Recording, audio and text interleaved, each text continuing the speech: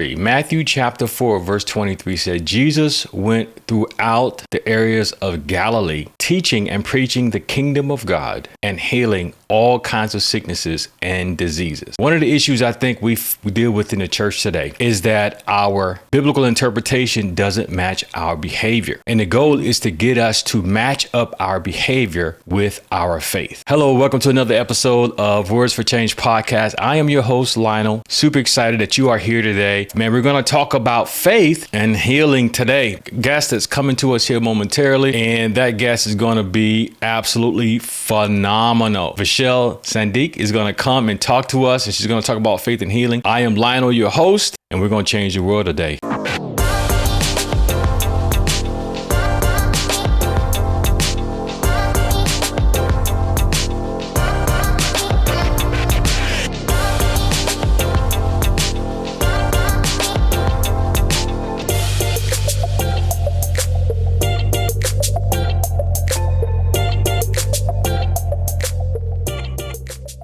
We're back on the other side. Oh, man, we have our special guest today. How are you doing, Michelle? I'm doing great, Lionel. Thank you for having me on the show. I'm looking forward to the conversation today. Such an important topic, right? So am I. I am super looking forward to the conversation. And yes. Because it's a needed conversation. It's a needed conversation because of the importance of what's happening in our world and in our church. And I'll just be honest with you, Michelle, there are a lot of people in the Christian era or even in the Christian arena, various faith traditions, not just Christian, which obviously, you know, I'm Christian because, you know, big Reverend Bailey there on the thing. But there are people from different faith traditions who I find it troubling that their faith typically doesn't match their behavior. And that's the problem that I want to get at today. And we're going to talk about it from a very, very interesting perspective that I think you can bring a lot of clarity to and a lot of expertise. I want to share something with you before we get started. There's a CDC report that came out recently, and it was about health and racism. And this CDC report, those looking at the screen, you can see this online, talked about how the large disparity between physical health and racism. And you can see that the research says here that in the American culture, racism in this country has had a profound and negative impact on communities of color. And I can tell you from growing up in a very impoverished community, you know, having a proper health care was something that we just did not have, Michelle. And not only that, we didn't have any access to, couldn't figure it out. And so obviously that has an issue. Has an impact, sorry. So this data shows that racial and ethnic minority groups in the United States experience high rates of illnesses and death across a wide range of health conditions, including diabetes, hypertension, obesity, asthma, heart disease, you name it, it's there. Okay. And so what I think will be beneficial for us today is to look at this topic and to look at this conversation from a very unique perspective. So before I go on, I'm going to introduce you. Michelle is a PhD. Have you finished your PhD yet? No. I'm actually getting a DRPH, which is a practice-based type of PhD. We focus a lot on the practice of public health in terms of solving complex challenges in different ethnic communities or, you know, communities with health disparities. Let's just put it that way. Right. So I'm just finishing up my first semester. So no, awesome. I have not finished yet. but I just started. Well on your way. I am. Yeah. So Michelle is also an author. She's a communicator, speaker, workshop facilitator. And she has been focusing in this area of health and physical health. That's her passion. And I thought this would be a great conversation to have because not only does Michelle deal with these very, very important issues, but she also addresses issues like racism, personal growth. She's an author. We're going to let her talk about that a little bit as well, about her book. And then we'll have it in the show notes where you can go and access that book that she's participated in writing. And so, but we asked her to come on today because of her expertise in the area of healthcare. So, Michelle, what do you think about racism and at least the CDC report that I brought up a moment ago? I think based on the CDC report that you brought up, I do agree that racism is or has become sort of a factor in in ensuring that certain communities are sort of not put on the forefront when it comes to the healthcare messages that are being distributed, and then also the healthcare that some communities are receiving. It is an impediment, definitely, to people getting access to healthcare. But the bigger question is, how do we dismantle racism? And that's like an ongoing question that we have been trying to find an answer to for decades, and we still have not come up to to a direct answer. Just because, in order for us to dismantle racism, we also have to take a step back and look at the systems that enable racism. Mm. And so when we talk about, even as you started the show, we're talking about faith, but faith also involves doing some self-reflection. Mm-hmm. And really trying to figure out, okay, what am I doing? What was I doing that contributed to the success or to the progress of making sure that communities have access to care? And what are some of the decisions that I've made that are not contributing to the progress of that endeavor? And really trying to pivot your approach and your strategies in order to make sure that people get access to healthcare. But that requires self-reflection. And I think sometimes people just don't have the time to do that because they're on this roller coaster or this elevator that keeps going up and down, and they don't have the time to really think through the ramifications of the decisions that they're making and the impact that it's going to have on these communities that we're talking about, or that are referenced on that CDC report. Yeah, the CDC report is I thought is very, very interesting. I'm not 100% surprised about it, to be honest with you. But the reason why faith is important in this conversation about health, because the scripture, not only, there are many different religious verses or scriptural verses in sacred texts that talk about how, at least from my traditional faith background, how physical health was a part of making communities whole. And over, 8 billion people on the planet. The research that was done as well, there's more research by CDC that says over 87% of the population, the world population, have some type of religious faith. 87%. So that means that individuals all throughout the world, as far as we're able to calculate and find those communities and document, have some type of religious faith that drives their behavior. Does that make sense? Yes. And so they have some type of religious faith that drives their behavior. So for us to ignore the religious faith and how it affects our everyday life is problematic. I think we're totally missing something there. So tell us a little bit about how your passion in the healthcare industry. So let's talk about particularly what it is that's driving you within this conversation today on the healthcare side or the racism side, because these are all encompassing. So they all tie together. Yeah. Does that make sense? Yes, no, it does. I think what's driving me to have this conversation today is because I truly think that when we're talking about public health initiatives and we try to combine it with faith, I think that we need to sort of tailor our messages where people can continue to fulfill their religious duties. Because as a believer myself, I grew up as a Roman Catholic. I'm a firm believer in the power of education.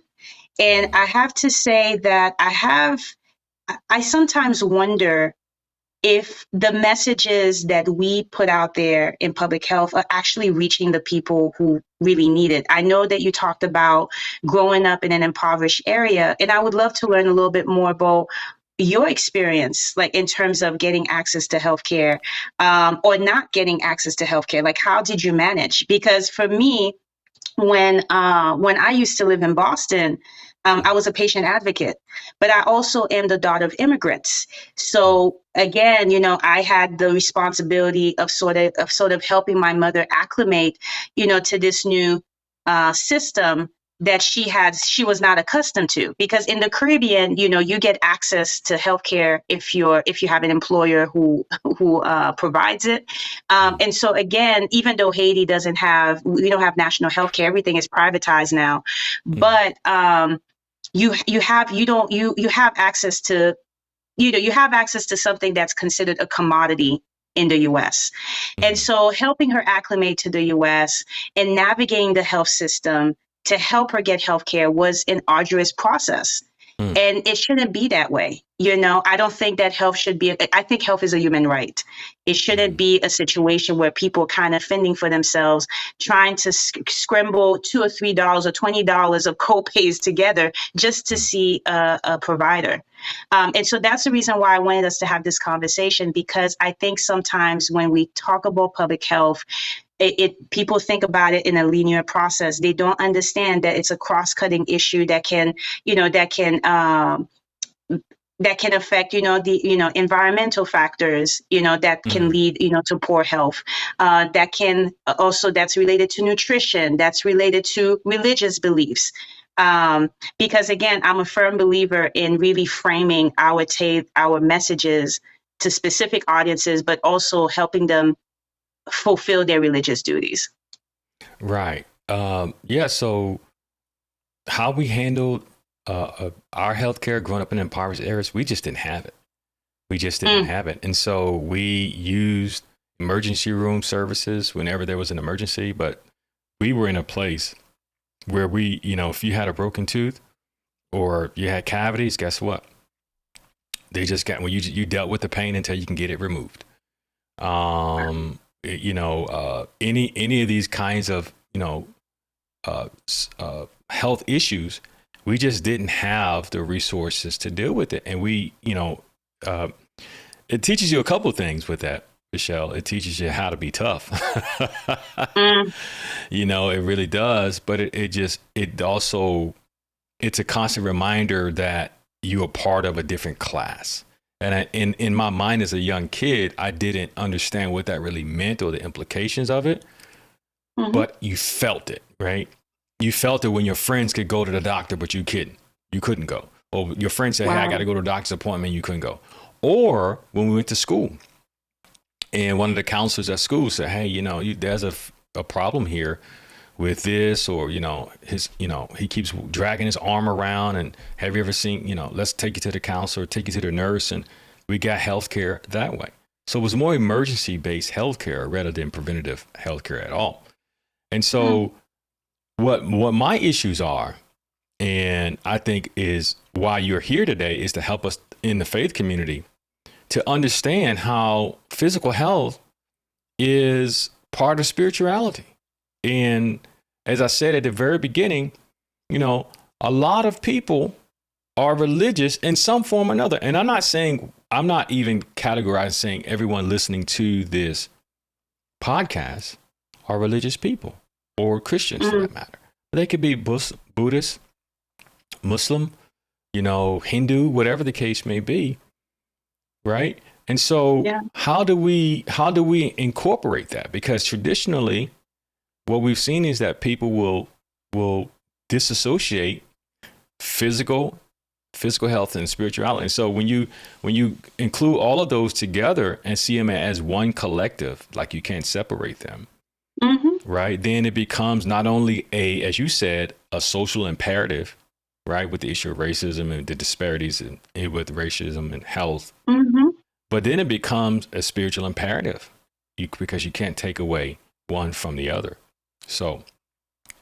And it's a spiritual imperative because, and it says that consecutively, whether it's the Bible or the Quran, or whichever book we're talking about, even the Torah, is that our bodies are like temples. I mean, would you and I, invite, our Lord and Savior into an unclean temple? I don't think so. And I think like that's something for people to think about when we're trying to fuse together public health and spirituality. It is important for us to take care of our bodies because that's the only way, like as they've shared in the Bible, at least like from my recollection, that you can receive your Lord and Savior, that He can kind of build a foundation there. Right. I think about it, there's so many ways that we can think about this, but I think what keeps coming up in the conversation for me in terms of promoting health as a religious imperative is really training our community members to become health advocates, within their religious groups. Because I think by doing so, you create this sustainable model, because you're integrating the practice of looking at your body as a temple within whatever you're already doing within existing practice. Right. Because I don't know if you've noticed that, but people sometimes can be resistant to change if they know that, for example, they're going to have to go out their way, they're going to have to do something extra, and the storm of excuses comes up. I'm busy, I'm a parent, I'm this. But then when you present the idea and you incorporate it in something that someone is already doing, they're more willing to follow through with the plan. Because they thinking to themselves, and they say this in Psychology 101, they're already thinking, you know what, I don't have to do anything extra here because I'm already going to church, and this is part of the bulletin. This is part of the I can't think of the word right now, but this is part Church of program or something like that. the program. Yes. Yeah. So it's just something to keep, like, as we were talking, I was thinking about that. Because sometimes, yes, people do see it as two separate entities, spiritual and the health piece. Those are separate, but no, they very much intertwine. How can you serve God if you're not healthy? Man, oops, man. No, that's a great question, right? How can you serve God if you're not healthy? How can you serve God if you're not healthy, and how can you serve God if you don't see that spirituality is embodied in a person? Mm-hmm. You know Very what I mean? much So very much when we talk about it, Michelle, what we're really talking about is is people have a disembodied spirituality. Yes. It is. I love the term disembodied spirituality. Yes. Yeah. And so how have you encountered, in the medical field or talked about in the medical field from maybe physicians or nursing assistants or what have you, or even in an academic portion, the conversation of faith as it relates to a person receiving healing? Is that a conversation either where you grew up on, or do you take that up in your studies today, in your research? I think for me, I take it up in my research. Again, I'm just finishing up my first semester, but it's giving me an idea of what to write and what to address in my dissertation. The topic of religion, and I'm not sure if you've noticed that, but it sometimes can be a tough discussion to have with certain people, especially if they're not people of faith. And that's why I kept saying, like, the messages that we share in order to bring this topic to the forefront has to be tailored, to people. We have to meet people halfway. We have to tailor it to their religious practices for it to make sense to them. It's not something that I have sort of broached in public, to like my group or what have you, because everyone is coming from different walks of life, different backgrounds. But I do think it's a necessary conversation. And we're actually starting this today, talking about this on this podcast, because there has been a movement lately and this is what used to be done. I don't know why we stopped doing that. I mean, even during the Black Panther era, these topics were part of the conversation. Religious leaders were trained advocates to take care of their people. But for whatever reason, something happened, a disruption happened. And all of that went out the window. And that's when you started seeing, again, the impoverished areas in the United States, increase and expand, people losing their jobs and all of that. when you don't have the social capital to do what you need to do, when you have these industry jobs, people, these industry jobs just going away, again, you're taking away people's health care as well. Wow. And that's what makes it, and see, that's what makes taking people's healthcare away with their job. That's what makes it problematic, right? So then think about it from your perspective. It's a great point. When you go from I work, but now I've been let go, or I no longer have employment, which means that health care that you had will go away eventually. And then they'll offer you with the Cobra deal. The Cobra deal is like, okay, you can keep your health care with this company after you're gone, after the 90 days, and here's the price. And it's some astronomical amount that I remember experiencing that when I left a job one time, and they said, you can keep the health care. And Michelle, for me and my family, they said you can keep this health care for about $600 to $700 a month. I'm like, I can't afford $600 to $700 a month in health care. So you go from that experience to the worship house, and people talking about Jesus, God, dancing and speaking in tongues and the Holy Ghost. And you still thinking about, how am I going to, take care of my daughter who's, diabetic? How am I going to address these issues? And then it becomes a spiritual. And this is why I say, this is when it becomes a spiritual and religious or faith issue, which what you talked about a moment ago when you said during the Black Panther movement. I'm like, you brought that up. I'm like, oh boy, here we go. So let's talk about it. No, let's talk about that. So why did you bring that up, and what is the significance of that narrative in this conversation? Because the reason why I brought up the Black Panther is because of the work that they did at the grassroots level. They are the prime example of how they've adapted strategies, from the feedback, that they receive from their community members and religious leaders in order to, again, take care of the Black community, of our communities. Right. But if you pay close attention, the moment that this group was disbanded, that's when you started seeing a decline in the health of Black communities or other, communities of color. And I bring this up because I just think that there's something to say about how we approach public health and how we take care of our own. And sometimes you can't always rely on, hospitals or any other entity. Sometimes you have to start the healing within your own community. And how do you do that? It's through the people. And that's what the Black Panther embodied. Oh, not only did they take care of the healthcare piece, right. I believe they also provided food. They provided jobs. I mean, you talking about public health. I mean, this was them doing. This was like the early initiation of public health, at least in my opinion. Other people might disagree, but I firmly believe that. Well, you know what other people are going to say. But that was the Black. You talking about the Black Panther, the indignant, if you were, violence by any means necessary, movement. So how do people of faith? Okay, so how do people of faith reconcile that you have people who were doing good in their community? You have organizations that were organic to the Black community, that were doing stuff, that were doing good work in their community. Yes. But they were labeled and associated with absolutely, I would say maybe non-Christian, right? Because you had the Black Panther Party, you had Malcolm, you had Martin. Yes. Right. And they sometimes they couldn't dig Martin because it was like, nah, man. I mean, we will use violence if we need to. So how do you reconcile those two? How you deal with that? Yeah.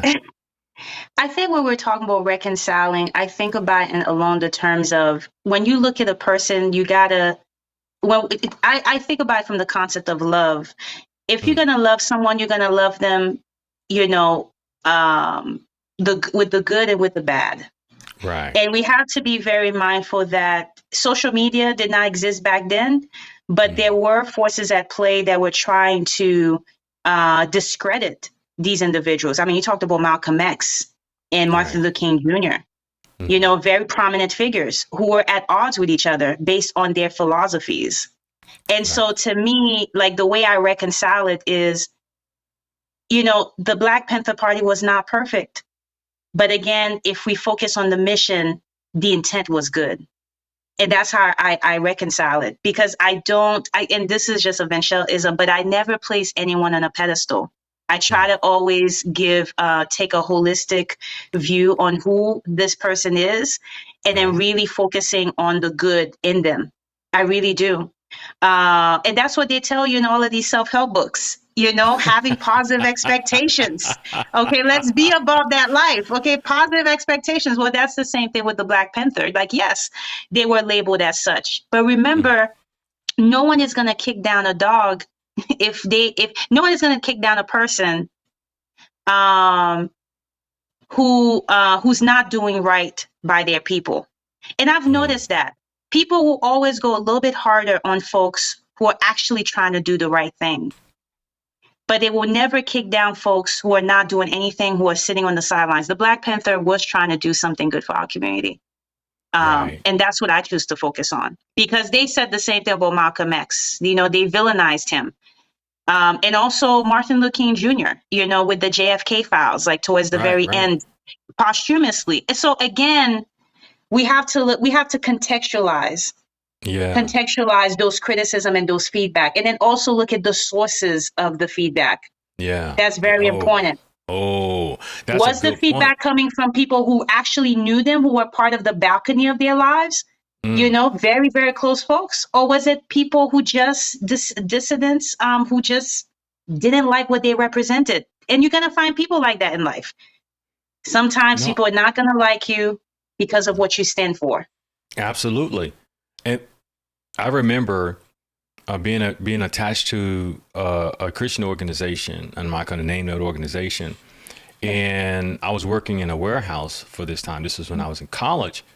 And they had a booklet that the booklet was titled The Greatest American Speeches in the 20th Century, something like that. And as I flipped through the book, you know who I was looking for? I was looking for Dr. King's I Have a Dream speech. You know, they didn't have it in that book. And that stuck with me. And it was a predominantly white organization, at least in leadership. There was very to zero diversity. Very to zero diversity. And they were also conservative fundamentalist Christians. And so somehow those two became synonymous. That is, if you are conservative fundamentalist Christian, the resources by which you listen to are sort of like speaking in a vacuum. We're just regurgitating the same thing, and we don't allow for influences from the outside. And you just talked about the context. So when people think about, you have these individuals like the Black Panther Party movement, right, who were doing good in the community, but they were criticized, but they were being criticized from people who were not a part of the movement, or they were criticized from people who were in juxtaposition to the movement in a negative way, right? So I think this is a great conversation, and we're going to pivot a little bit right here. I think we're on to a great conversation, Michelle. And on the other side, we're going to take a quick break, but on the other side, we're going to come back and we're going to talk about. I'm going to introduce you to this gentleman named Thomas. His last name is Tompkins, and he's talking about faith communities and how they can be instrumental in the healthcare movement. So hang tight. We'll be right back. Hey, good morning. This is Chaplain Bailey.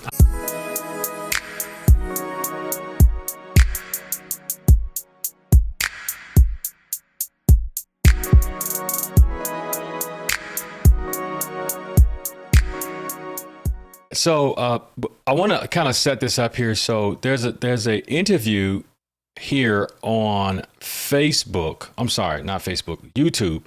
And this individual has done a lot of research with how faith communities can partner up with the healthcare industry, and how these faith initiatives have been making a huge difference in the healthcare industry. And then I want you to maybe give your input on that, okay? And reduction of violence against women, a big challenge, initially a Christian-based program, now a wider framework of partners, both faith and non-faith based. Looking at the 5 areas in the paper which reflect the ways in which faith leaders have played a major role in the delivery of healthcare. Immunization in northern Nigeria, massive changes, going from low levels of immunization to higher levels of immunization just in the last 3 years. Harm reduction, HIV programs, family planning programs, end-of-life care, all driven actually by faith leaders working collaboratively with health leaders. And the final section really is, how can faith leaders and health leaders work together more effectively, especially with the viewpoint of reaching the hard to reach?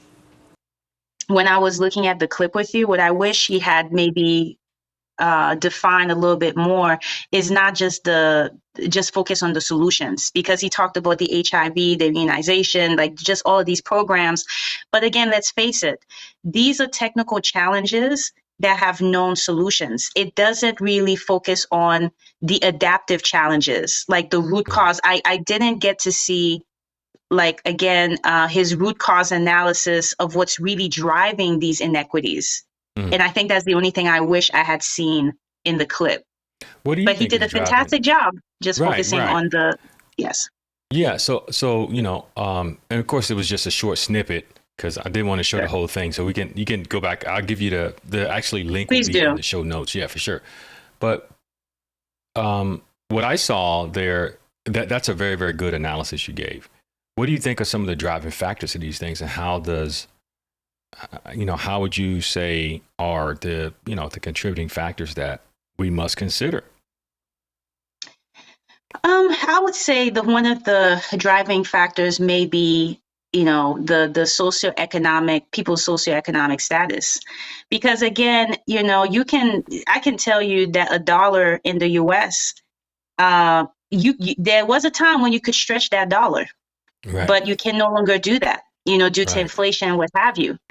And then also with the rising prices of products and what have you, it's becoming even more harder for people to even buy medication. But I can tell you, when I lived in Senegal, I could stretch that dollar. I could stretch that US dollar, to, buy myself medication if I went to the doctor. And I think that's one of the driving factors, socioeconomic. So people are not having access to employment opportunities. Also, there's a poor infrastructure that's already in place. So already you're in environments where people don't have access to community health centers. You have transportation barriers. That's another factor. You can be sick, but you don't know, or there's no way for you to get from point A to point B because you don't have a car. Or if you even have a car, you don't have money to put gas in the car. Right. There's no train, there are no buses. And so again, all of these factors can contribute to someone not being able to access care in a timely fashion. Right. And this is where I think faith communities can be participatory, right? Faith communities, this is where they can shine. When they see, and here's the critical point. I don't have my horns. I was going to play my horns. Where's my horns at? Here. Wrong. Sorry. Not that. Oh, Donald Trump. But here's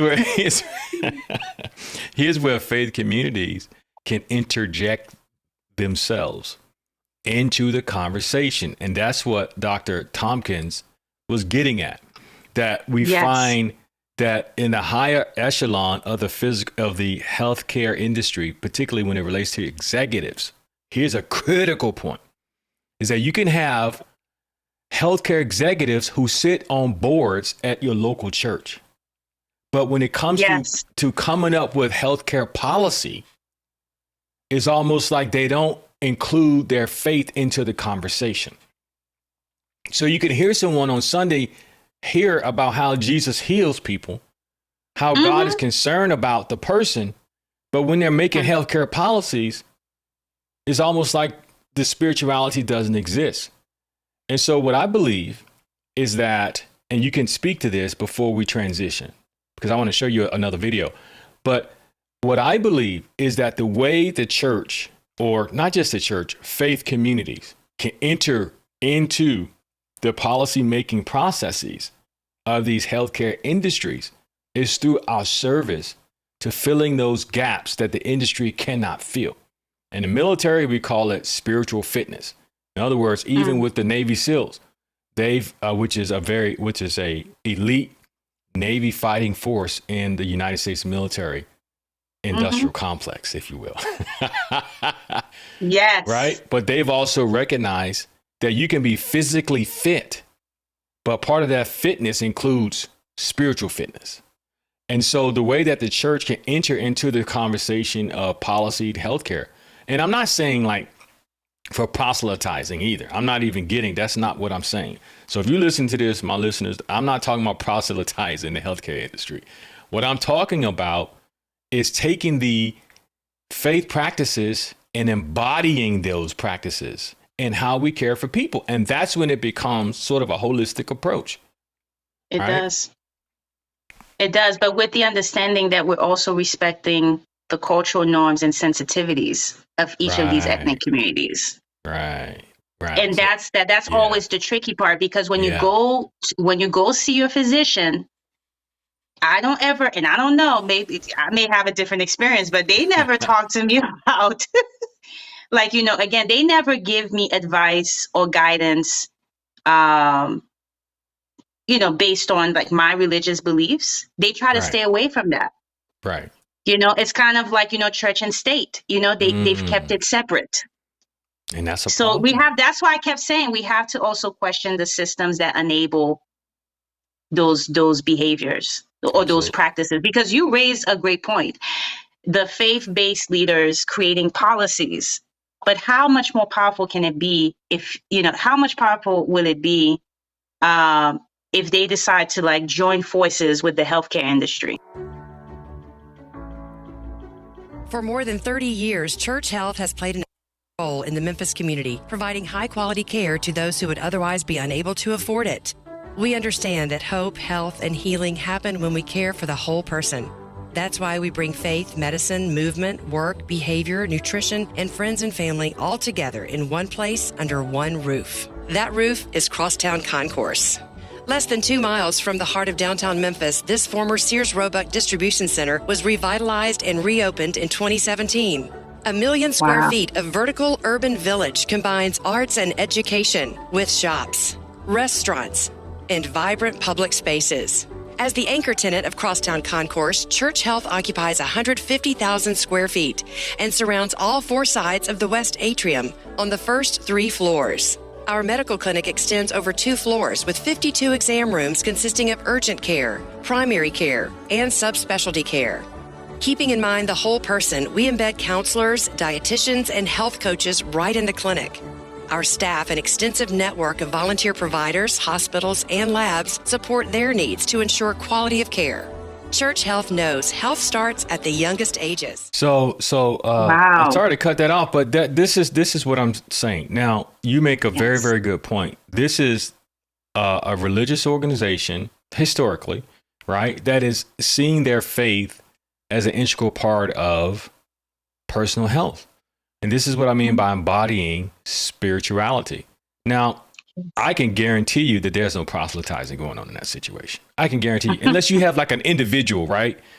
But this is the goal. The goal of this conversation, Michelle, is that we get people to think about how faith needs to be embodied and translates into the world we live in. Otherwise, we're not really making any impact on making the world a better place. So that was pretty cool, huh? That was pretty cool. Actually, please include the link. I want to learn more about Church Health. Yeah. I'll do that. Yeah. So, as we sort of transition, I want you to share some of the thoughts. I mean, you do, first of all, you do a lot of different things, right? Not only are you in the healthcare industry, and obviously as a person of faith yourself, you see the impact that faith can have. Absolutely. You're right in the throes of research and getting all the data from a lot of different angles and coming up with your philosophies of how you're going to approach these situations in the future. But talk about some of the other things you do, in reference to writing. I didn't even get into that, but and how all that sort of works together to help you accomplish your goals to, make the world a better place through the vein by which you do that. Oh, yes. No, thank you so much, Lionel, for even asking me the question. So besides public health being my passion, I am a writer. I'm an editor and founder of my side business, Pathway Coach Writing, where I help edit and provide content feedback, for different types of work. I mean, I've reviewed manuscripts, dissertations, novels, memoirs, you name it, I've done it. And I think that just when I think about both of these fields that I have chosen, right, to, that's part of my calling, the writing and the public health piece, I think the common denominator between the two of them is communication. I think that communication is the foundation, to building a better world. And I use it extensively, to build bridges of understanding in everything that I do. And so that's what this is what I do besides doing public health. And I've also written, just again, I've been intentional in being published across different magazines, not just for the sake of just, putting a face to Pathway Coach Writing, but really, again, embodying what I just said, using communication as a tool, to bring people together, to have conversation and to build community. And so that's how I would, leave it, Lionel. Communication. Awesome. Builds a better place. Awesome. Well, Pathways, as you can see there, her website is there, pathwaycoachwriting.com. And we'll make sure we have all of your information in the show notes. I am happy that you've come by to have this conversation with us today, Michelle, because I think we can at least start envisioning faith communities and how healthcare communities can work together and build something like what we just saw with church care and church health. I mean, that's one example, but I'm sure there are many, many organizations out there that are trying to do the right thing by people. So they see that their faith tradition is not just something that is within the box of a Sunday morning worship service or what have you, but it must go out into the world and affect people in a very, very, very positive way. Yeah. So we're all about helping people. We're all about having serious conversations. And that's one of the conversations we have. And that's why we had this conversation today, because we want to push people in that direction. So great conversation. And I want you to walk away just as we started.